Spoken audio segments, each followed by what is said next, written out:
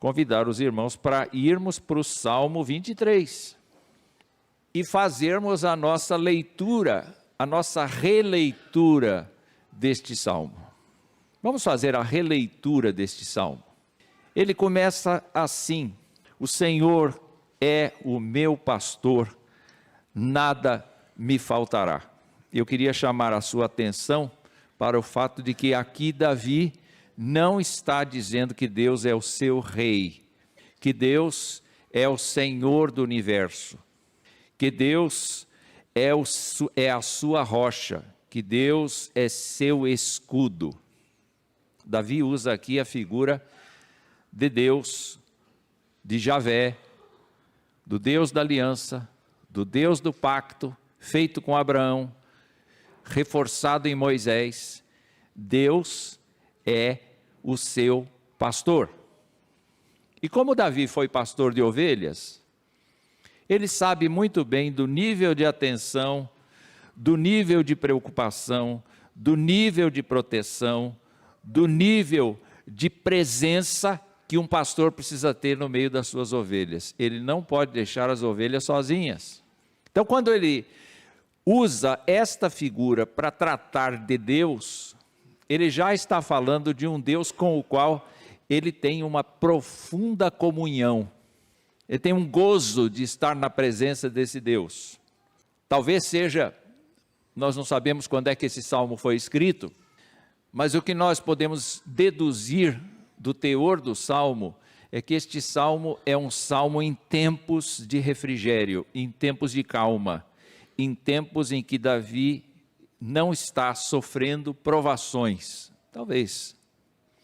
O fato aqui, queridos irmãos, é que Davi se utiliza de uma figura que ele tem experiência para retratar a Deus. É uma figura que ele usa exatamente para transmitir o seu testemunho acerca de Deus. Notem que ele está falando de Deus na terceira pessoa.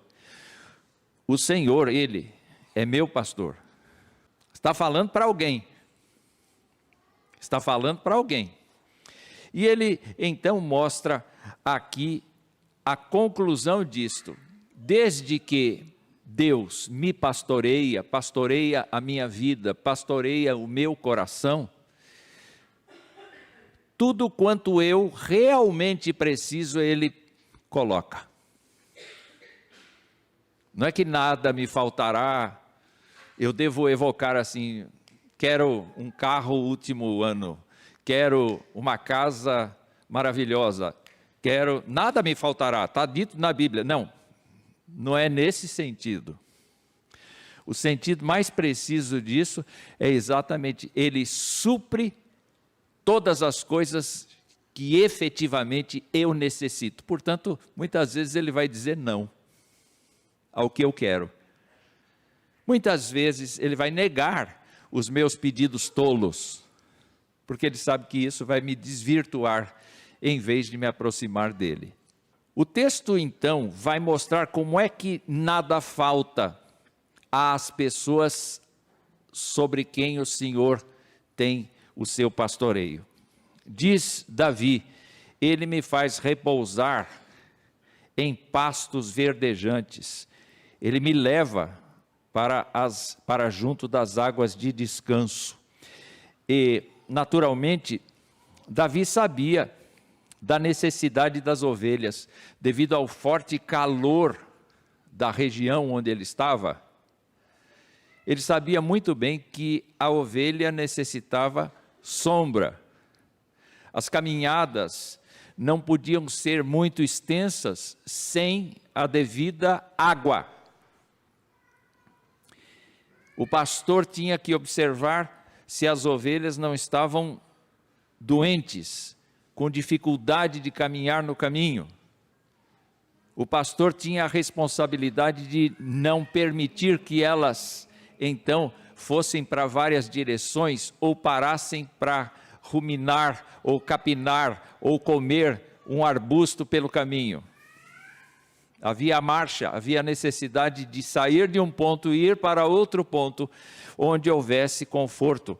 Então, O entendimento que se pode ter desta frase é que o Senhor me dá o descanso que eu necessito e o Senhor me alimenta.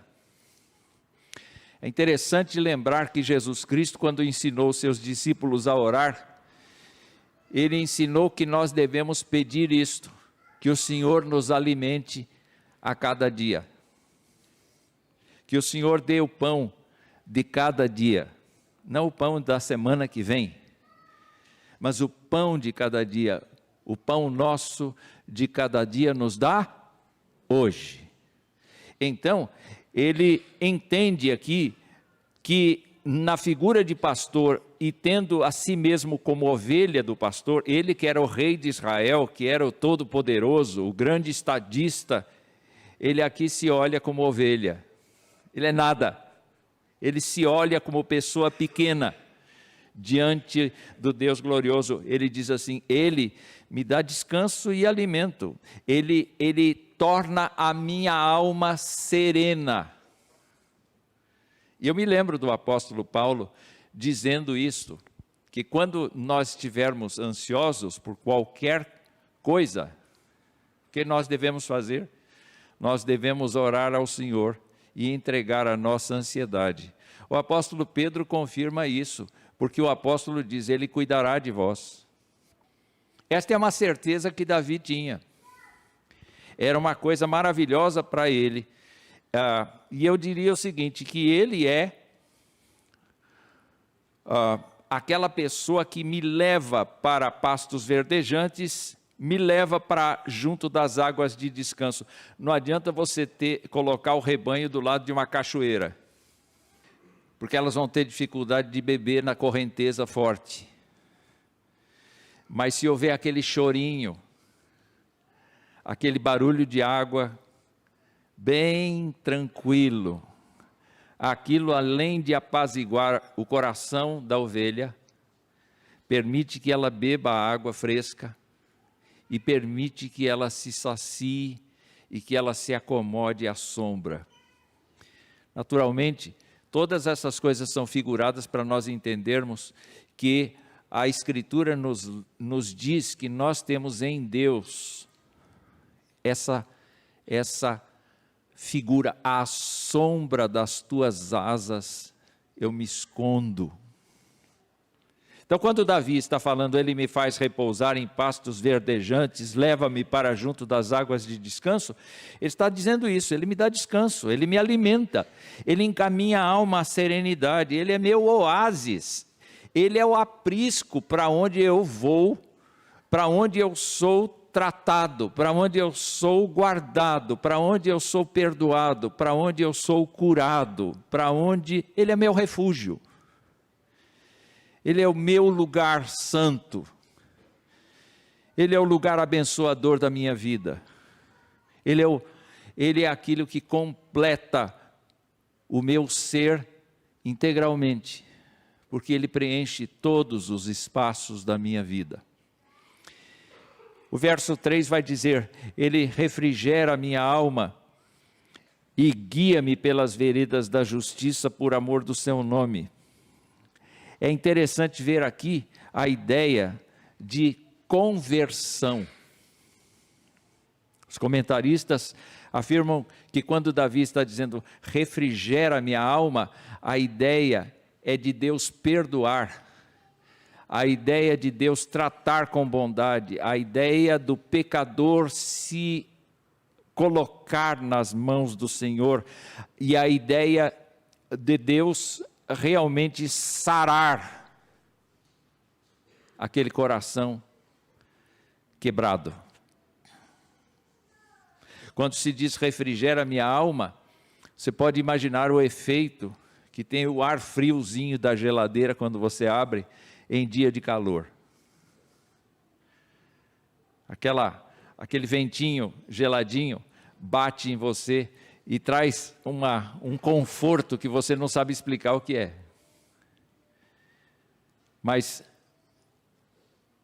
essa é a palavra que Davi aplica para dizer que Deus é o refrigério da sua vida. Deus é o alívio da sua vida, Deus é o perdão da sua vida, Deus o converte Davi para si mesmo. E por que ele faz isto? Porque ele ama o seu próprio nome. O texto do versículo 3 diz: guia-me pelas veredas da justiça, por amor do seu nome. Porque Deus deseja ser engrandecido, seu nome precisa ser santificado, como nós aprendemos na oração do Pai Nosso. Dessa maneira é que Deus vai executar em nós o seu pastoreio. Então o seu pastoreio não vai nos conduzir pelos lugares que nós temos prazer, porque toda vez que nós temos prazer, nós temos a tendência de esquecer de Deus e não de lembrar. Quando nós temos dinheiro no bolso, não sei se Deus é a primeira prioridade. Quando nós temos saúde, não sei se Deus é a primeira prioridade. Quando tudo vai bem, não sei se essa é a prioridade, se Deus é a prioridade. Mas Davi coloca Deus como prioridade.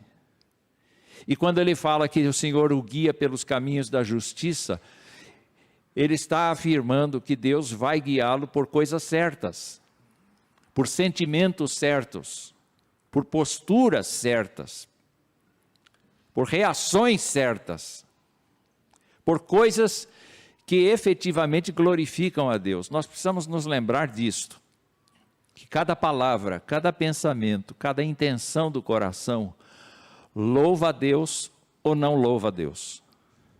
Não tem meio termo, não tem um momento em que nós somos neutros em relação a Deus. Nós passamos 24 horas por dia vivendo, e nessas 24 horas por dia, a gente tem atitudes, palavras, pensamentos, intenções do coração que louvam a Deus ou que não louvam a Deus. E nesse caso, queridos irmãos, quando Davi olha para o Senhor, ele vê que o Senhor o guia nas situações de conflito, nas situações em que tudo vai bem. Deus o guia, Deus o conduz. Ontem eu falava com um jovem por telefone, e esse rapaz disse: eu perdi a comunhão com o Senhor. Aí eu fui obrigado a dizer para ele: mas se porventura você confessa Jesus Cristo como Senhor e Salvador, Deus não perdeu. Deus continua aí. Ah, mas eu não sinto. Não é o que você sente, é o que você crê. Porque às vezes a gente sente coisas que enganam o nosso coração. É o que você crê. O que você crê? Que Deus te abandonou? Ele diz: não, Deus não me abandonou. Então, mas eu não sinto comunhão com Ele. E eu voltei a insistir. Não é pelo que a gente sente, é pelo que a gente crê, é pelo que a gente confessa.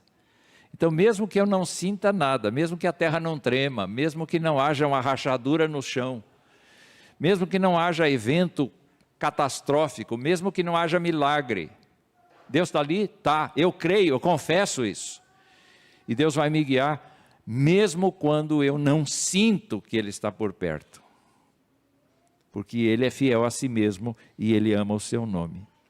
O interessante, meus irmãos, é notar que agora o salmista mudou de direção. Porque até o verso 3, ele fala do Senhor como Ele. No verso 4, Davi vai falar diretamente com o Senhor.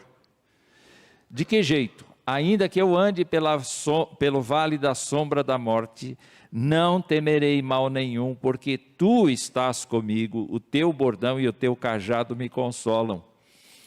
Senhor, eu falei tanto de Ti agora, dizendo que o Senhor me conduz, dizendo que o Senhor me cuida, que o Senhor refrigera a alma, que o Senhor restaura. Eu falei para as pessoas disso, agora eu quero dizer ao Senhor que ainda que eu passe perigo de vida, perigo de morte, ainda que eu ande por caminhos complexos, ainda que eu tenha experiências muito negativas, ainda que eu esteja perplexo diante da história dos homens, ainda que eu esteja perplexo diante do que está acontecendo ao redor de mim e comigo, tu me fazes companhia.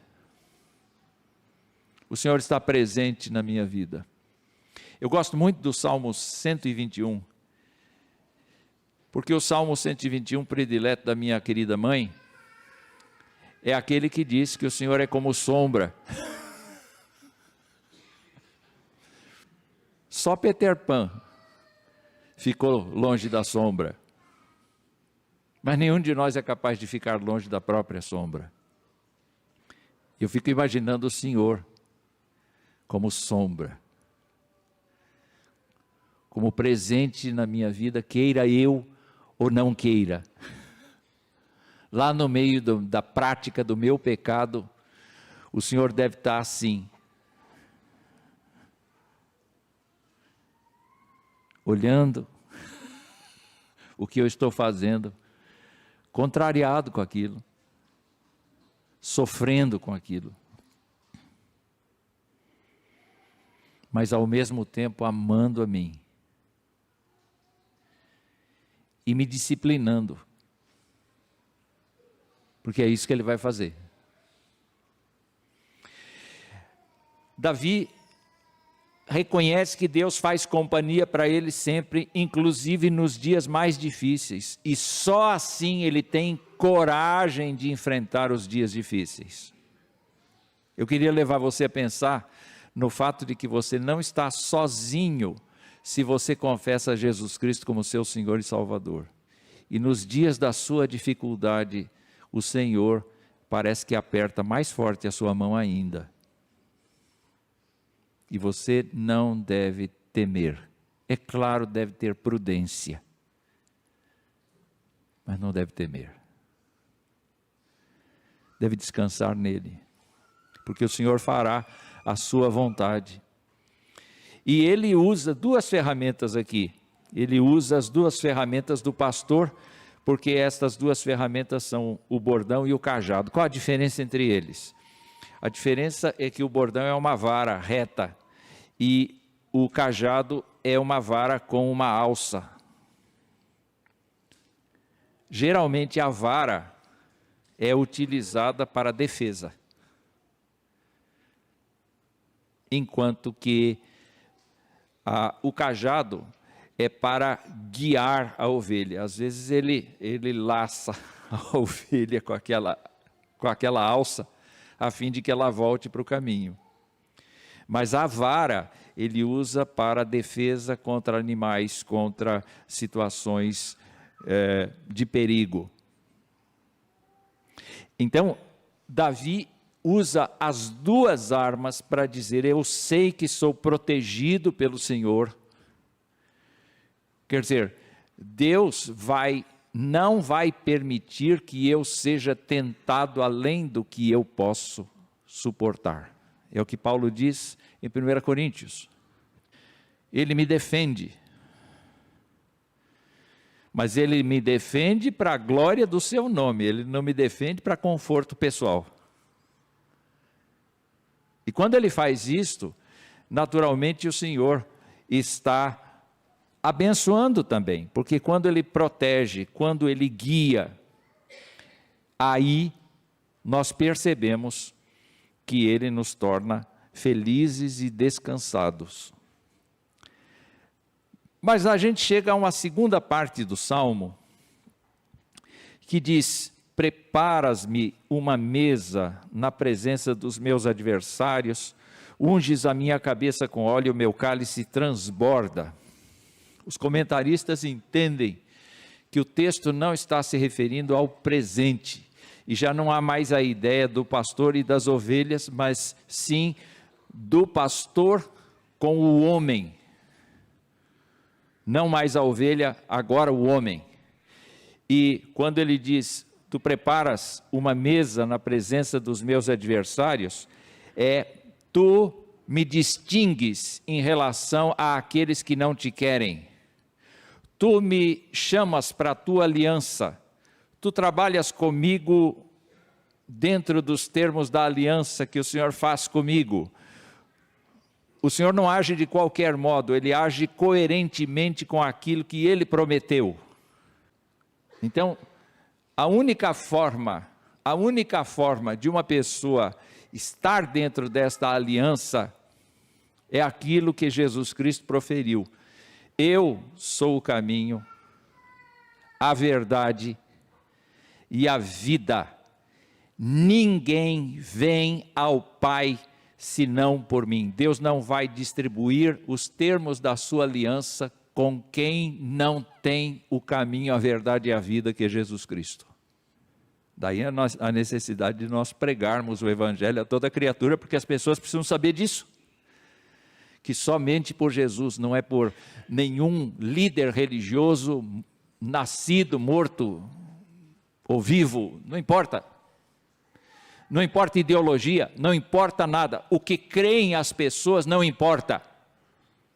Só importa a solução que Deus deu, que é a pessoa de Jesus Cristo como Senhor e Salvador. Então, eu leio assim: tu me tornarás, porque é futuro, é tempo futuro, tu me tornarás membro da tua aliança, me dando lugar à tua mesa. Há uma profunda comunhão com o Senhor, porque é assim que a comunhão se dava justamente à mesa. Tu me ungirás com o teu perfume, porque o óleo era perfumado. Jesus Cristo foi ungido dessa maneira, pela mulher pecadora, vocês se lembram? Então, até gente do meio dele achou que era desperdício. O apóstolo Paulo, quando pensou na relação que um crente tem com Cristo, ele diz que nós somos o bom perfume de Cristo. O crente é uma pessoa que cheira bem. Como cheira bem? Cheira desodorante? Não. Ele cheira bondade. Ele cheira amor, alegria, paz, longanimidade, benignidade, bondade, fidelidade, mansidão, domínio próprio. Ele não briga. O crente em Cristo Jesus não trai. O crente em Jesus Cristo trabalha sem que o patrão veja. O crente em Jesus Cristo dirige com a cabeça no lugar. Isso eu preciso dizer para mim. O crente em Cristo não é desonesto para com a sua responsabilidade com o país. O crente em Cristo é uma pessoa que cheira bem. Há pessoas que vão olhar para nós e vão sentir mau cheiro. Vão detestar a nossa fé. Mas Davi disse que o Senhor faz isso. Ele dá para os seus filhos um cheiro de glória, um cheiro de alegria. Nós lemos Romanos hoje, e Romanos dizia que nós somos mais do que vencedores por meio daquele que nos amou. Como nós somos mais que vencedores se nós somos perseguidos e humilhados pelos homens? É porque quem nos considera vencedores não são os homens, é o Senhor. É este o sentido de Deus fazer tanta coisa: preparar uma mesa, ungir a cabeça, porque assim o cálice transborda. A ideia é que um crente em Jesus Cristo aprende a alegria de pertencer ao Senhor. Diz que um patrão chamou um empregado simples e disse assim: olha para frente, até onde seu olho enxergar é meu. Olha para trás, mesma coisa. Olha para os lados, mesma coisa. Onde o teu olho enxergar é meu.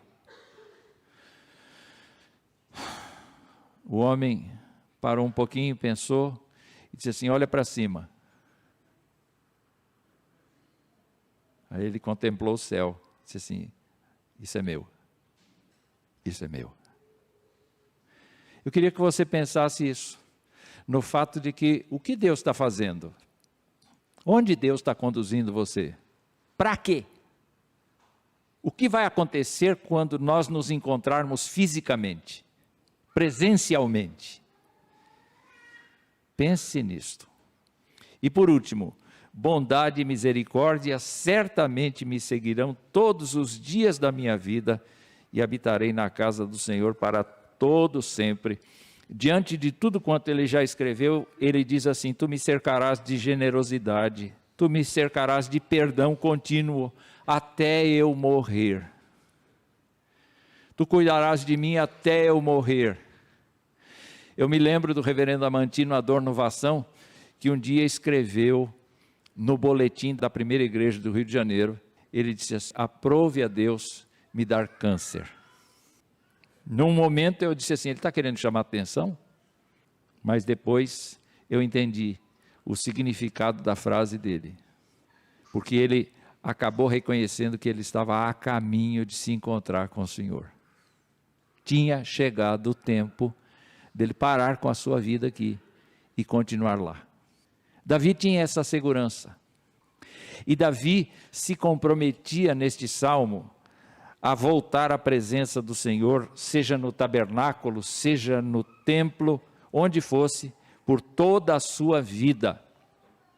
Ele dizia: habitarei na casa do Senhor para todo sempre. Ele não estava falando de vida eterna, naturalmente, porque ele não sabia da revelação que há em Jesus Cristo. Mas, meus irmãos, ele sabia que no que dependesse da graça de Deus, ele jamais deixaria de ser crente em Jesus Cristo, ou de ser crente em Javé. Eu gostaria que você pensasse do mesmo jeito que ele. Então, vencesse os percalços da comunhão da igreja, vencesse os percalços da dificuldade da vida, e deixasse o Senhor ser o seu pastor. Eu terminei o meu boletim dizendo assim: tem gente que diz como Davi, o Senhor é o meu pastor, e sempre será. Mas tem gente que passa pela rua e diz assim: o Senhor já foi meu pastor, hoje não quero mais saber disso. E tem pessoas que dizem assim: talvez um dia eu pense nisso, talvez um dia o Senhor seja o meu pastor, mas a gente não tem posse do futuro. Eu queria perguntar para a igreja: qual é o tempo verbal que você usa? Qual é o tempo verbal que você usa? O Senhor é hoje, o Senhor foi ontem, o Senhor será amanhã. Não importa, cada dia, começo o meu dia dizendo: Senhor, Tu és o meu pastor hoje.